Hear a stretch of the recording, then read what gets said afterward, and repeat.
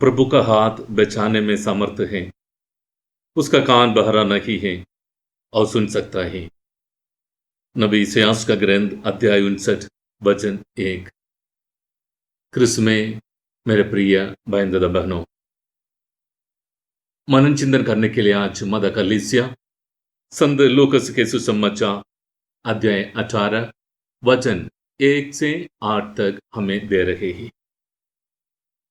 इस सुसमाचार का केंद्र बिंदु या मुख्य विषय ईश्वर पर विश्वास रखते हुए निरंतर प्रार्थना करना चाहिए। पवित्र सुसमाचार में हमने देखा दो व्यक्ति, एक विधवा और दूसरा न्याय करने वाले व्यक्ति। इस विधवा निरंतर न्यायपाल के पास जाते हैं अपने बुराई को खत्म करते हुए न्याय दिलाने के लिए, लेकिन इस न्यायपाल से न्याय प्राप्त करना मुमकिन नहीं है, क्योंकि वह ना तो ईश्वर से डरता है और ना कोई इंसान का पर्व नहीं करता है। ऐसे लोगों पर या ऐसे लोग दूसरों पर दया करना बहुत ही कम बात है। फिर क्यों, क्या कारण था उस विधवा को निरंतर उसके पास जाने के लिए? सिर्फ एक ही कारण, उनकी विश्वास। जी हां प्रिय मित्रों, इसी प्रकार जो ईश्वर पर विश्वास और आश्रय रहकर निरंतर प्रार्थना करते हैं तो उनको सुनेंगे और उनके आवश्यकता के अनुसार उन्हें अनुग्रह भी प्रदान करेंगे। अगर हम कुछ मांगते हैं तो शायद तुरंत नहीं मिलते, अगर नहीं मिलते तो भी हमारा विश्वास को छोड़ना नहीं, ईश्वर पर आश्रय जो रखते हैं उसे भी छोड़ना नहीं, बल्कि ईश्वर पर आश्रय रखकर विश्वास के साथ हमारे जीवन को हमें आगे बढ़ाने का। प्रिय मित्रों, आपको मालूम है पुराने नियम में याकूब कहते हैं, जब तक मुझसे आशीर्वाद नहीं देते हैं तब तक मैं जाऊंगा नहीं। और हमें मालूम है जब इस्राएली लोग युद्ध कर रहे थे तो मूसा ने दोनों हाथ ऊपर उठाकर प्रार्थना कर रहे थे, और जब कहते हैं जब भी वो उसने हाथ नीचे किया इस्राएल पराजय की ओर जा रहे, इसलिए उसने उन लोगों ने दो आदमी को एम्प्लॉय किया ताकि मूसा के हाथ पकड़कर रहे, नीचे ना हो सके। और हमें मालूम है उस महिला के बारे में जिसने 30 साल तक अपने पुत्र के लिए प्रार्थना किया, परंतु में उसके मन परिवर्तन भी किया। वह महिला है संत मोनिका। ऐसे कई कई उदाहरण हमारे सामने हैं जिन्होंने अपने प्रार्थना के कारण या उसी के वजह से जो वो चाहता था हासिल किया। मित्रों, और हमारी प्रार्थना के उत्तर हमको नहीं मिलते हैं तो उसी में ही एक उत्तर है, यानी जो साइलेंट है वो साइलेंट हमारे लिए एक उत्तर के रूप में आते हैं। वह हमें हमारी कमजोरियों को याद दिलाते हैं।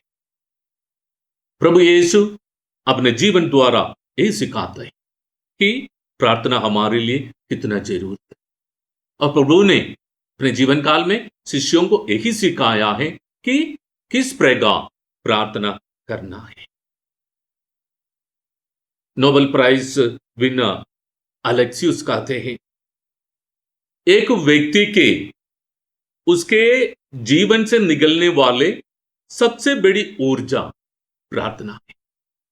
कितनी अच्छी बात है। प्रार्थना में जीवन बिताने वाले व्यक्ति के जीवन में कभी भी निराश नहीं होते और वह अपने जीवन में आने वाले हर एक मुसीबत को सामना करने के लिए उनके पास धैर्य है या वो सामना करते हैं। मित्रों, हमारी पहचान भी यही इसी में है कि हम एक प्रार्थना करने वाला व्यक्ति है। सिर्फ विश्वास करने से नहीं, बल्कि यह विश्वास कर्म के रूप में बदलना।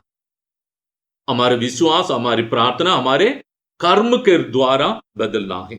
इसलिए संत याकूब के वचन हमको याद रखना है कि कर्म के बिना विश्वास मृत बराबर है।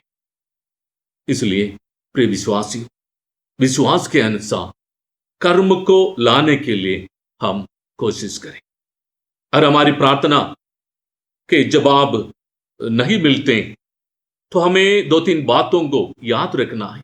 क्यों ईश्वर हमारी जो मांग है पूर्ति नहीं करते? सबसे पहले, कभी कभी हम लोग जो प्रार्थना करते हैं टाइम पास के लिए, हाँ प्रार्थना का समय है इसलिए हमें प्रार्थना करना नहीं। दूसरा, कुछ लोग ऐसे करते हैं, किसी ने हमको बताया इसलिए प्रार्थना करना। उनके मन में कोई विश्वास नहीं होते, दूसरों ने बता दिया इसलिए वह प्रार्थना करते हैं। हमें यह देखना है कि हमारी जो मांग है उसमें कोई न्याय संगत है। इस बात को अवश्य याद रखने का है। या हमारी प्रार्थना में किसी को नष्ट करने वाले उद्देश्य से हम प्रार्थना करते हैं या किसी को नीचा दिखाने के लिए हम प्रार्थना करते हैं।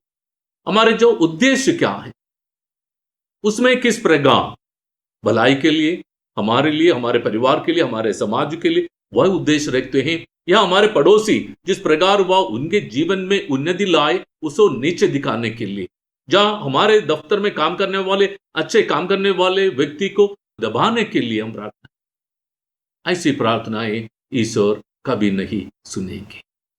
ईश्वर तो यही चाहता है हर एक व्यक्ति उनके जीवन में बढ़ावा होने के लिए, उनके परिवार में बढ़ावा होने के लिए, उनके समाज में बढ़ावा होने के लिए, अगर ऐसी इच्छा को रखते हुए प्रार्थना करते हैं तो जरूर ईश्वर हमारी प्रार्थना सुनेंगे।